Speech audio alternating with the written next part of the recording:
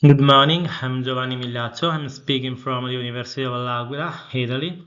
During this presentation, I will discuss damping destabilization phenomena in nonlinear mechanical systems. In this slide, I have reported three paradigmatic nonlinear mechanical systems. The first one is a generalized Beck's beam, the second is the classical Ziegler pendulum, and the third one is a gravity-aligned sliding beam.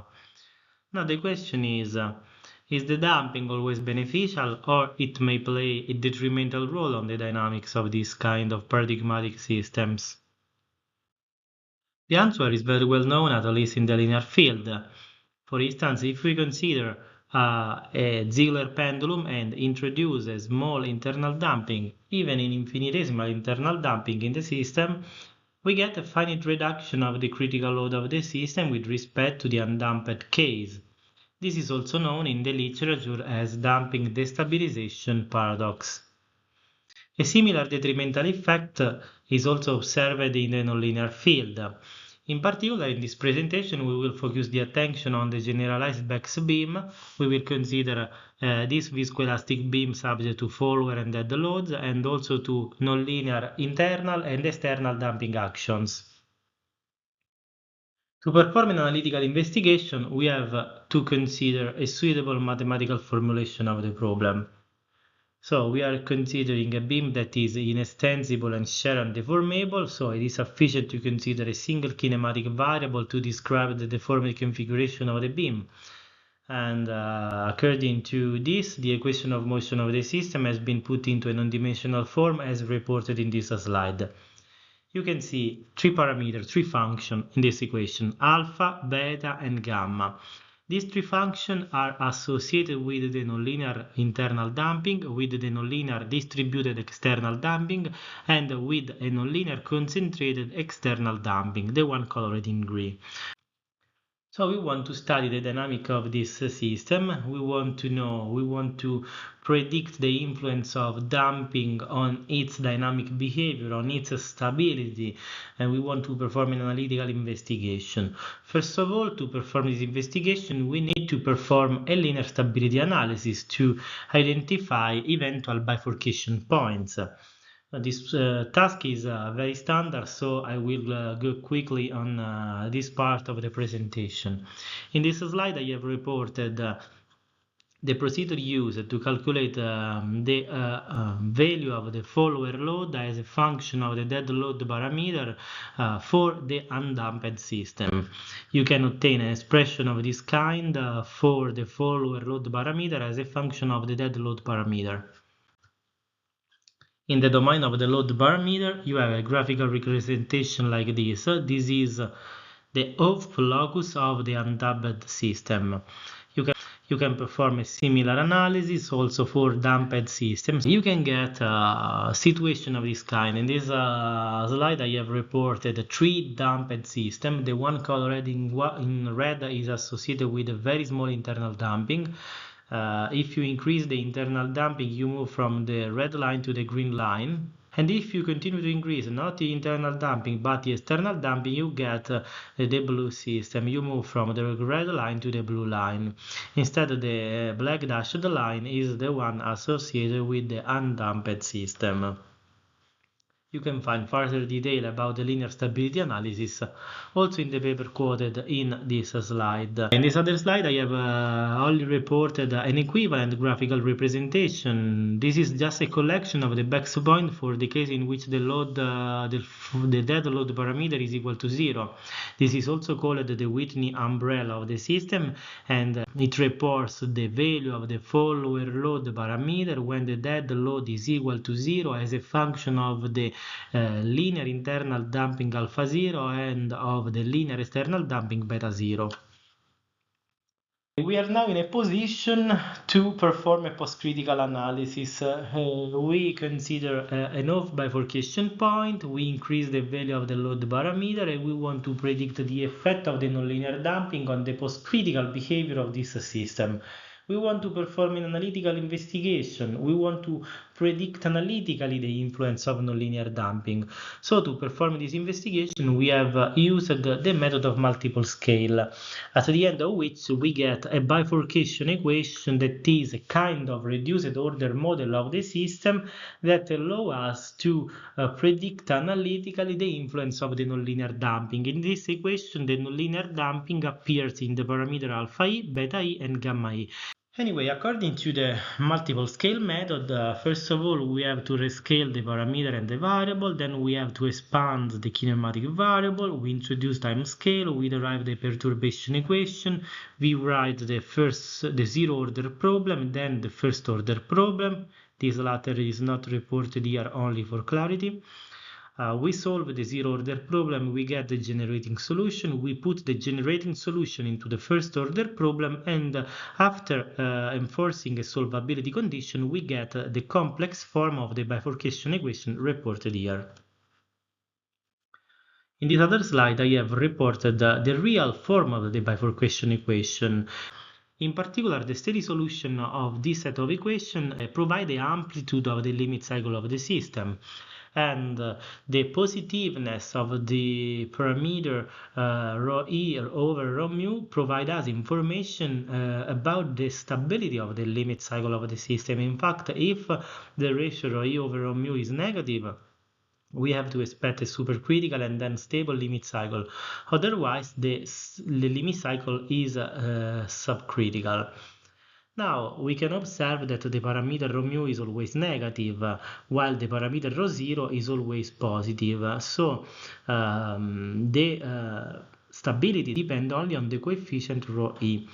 In particular, if the coefficient rho e is positive, we have a supercritical limit cycle.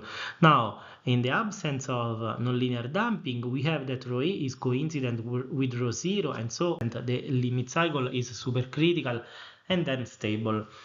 But when we have also these three additional terms in the definition of rho e, this linear combination can turn this coefficient from positive to negative, and so the influence of nonlinear damping can be that of turning a supercritical stable limit cycle into a subcritical limit cycle. To actually perform this prediction, we need to study the positiveness of this linear combination. And it depends, of course, on the parameter, on the value of the parameter alpha e, beta e, and gamma e, but also on the value of the coefficient of influence rho alpha, rho beta, and rho gamma. For instance, considering nonlinear damping parameter to be positive, we can say that if the coefficient of influence all of them are positive, we have to expect a supercritical limit cycle because this linear combination is positive. In this case, I have reported the map of positiveness of the parameter rho beta and rho alpha, and as you can see, these two parameters are not always positive, and so in general, even if the parameter alpha e, beta e, and gamma e are positive, we can also have a detrimental effect of the nonlinear damping. For instance, the nonlinear damping has a detrimental effect if we are in the blue region because the parameter rho beta and rho alpha, all of them are negative. In the red region, instead, rho beta is positive while rho alpha is negative in the red region. And so, in this case, the effect of nonlinear damping can be detrimental, but it can also be beneficial. And finally, in the white region, we have that both rho beta and rho alpha are positive. And so, outside this red boundary, we can say if we consider a system characterized by beta 0 and alpha 0 in the white region, that system is a system for which the limit cycle, provided that alpha e, beta e, and gamma e are positive, the limit cycle of that system will be stable and supercritical, and the influence of nonlinear damping will be beneficial. Okay, but the influence of the nonlinear damping does not depend only on the coefficient rho alpha, rho beta, and rho gamma, but also on the parameter alpha I, beta I, and eventually also on the parameter gamma I. In this case, I am reported in this slide three different paradigmatic systems, the three different considered at the beginning of this presentation. In particular, the first system is associated with a point in the blue region. So for this system, the effect of nonlinear damping is always detrimental. Then we have also considered a system number 2 in the red region, for which the effect of nonlinear damping can be beneficial or detrimental. It depends on the value of the parameter alpha I and beta I in that case. Finally, we have also considered a third system, the one colored in yellow, for which the effect of nonlinear damping is always beneficial if alpha I and beta I is positive, as you can observe also by taking a look at the nonlinear damping map. In particular, these three nonlinear damping maps are very useful because they allow us to predict if a limit cycle is supercritical or not. In particular, for the first system, if the parameter alpha I and beta I are within the white region, we can expect a supercritical limit cycle. So the limit cycle will be supercritical, even if the overall effect of the nonlinear damping is detrimental. But it will be supercritical only if remain in the white region. If we increase too much these two parameters, then we move in the gray region and we move to a region in which the expected limit cycle is subcritical. The same can be said for the other two systems. We have also performed a numerical simulation to corroborate the analytical finding of the present investigation. In particular, considering for instance the system number 2, we have performed three numerical simulations for this system. We started from the point A, in which the nonlinear damping is absent in this case, and we obtain a stable limit cycle, so a supercritical stable limit cycle. If we move from the point A to the point B, we get a limit cycle which once again is so stable. And finally, if we move from B to C, we have that the expected limit cycle according to the method of multiple scale, the blue line, is subcritical. But if you perform a fully numerical simulation, for instance, based on a Galerkin discretization of the original system, we can observe that after a certain point we have a turning point, and after that turning point we get a stable supercritical limit cycles. If you have any curiosity, anyway, we can discuss this phenomenon later. We have also performed other numerical simulation in which we have observed that in the case in which the nonlinear damping is absent, the amplitude of the limit cycle that you can predict by using the method of multiple scale are those reported in this slide. If you introduce a nonlinear damping, its effect on the first system is detrimental as it is expected, while on the last system it is beneficial as it is expected. For the system number 2, it can be detrimental or beneficial, and in this case for these two values of the parameter alpha I and beta I, it has been detrimental. Okay, so I have concluded. Just to summarize, during this presentation, I have discussed the influence of nonlinear damping on a viscoelastic beam subject to follower and dead load and to different type of nonlinear damping action. To perform an analytical investigation, we have used the method of multiple scale, and we get at the end that both the internal and external damping form can have a double nature. They can be beneficial or detrimental in terms of reducing or increasing the limit cycle amplitude of the system, and in addition they can turn supercritical limit cycle into subcritical limit cycle. Moreover, the analytical findings have been confirmed by the results obtained by numerical simulation. In particular, excellent agreement has been found between the asymptotic and numerical results.